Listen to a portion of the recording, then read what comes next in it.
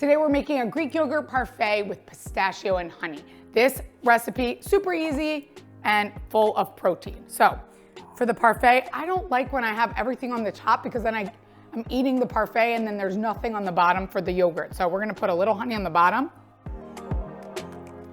Then I'm gonna put a little yogurt.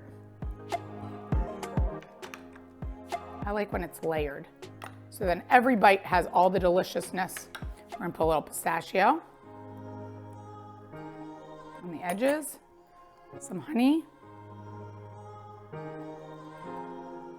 and then we'll layer some more. This is great for breakfast, snack, dessert. If you're having a brunch, you can do these and make them little cups. So some more honey.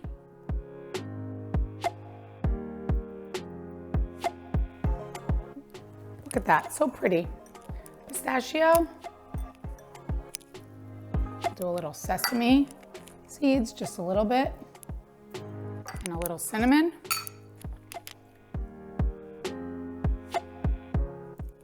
Beautiful.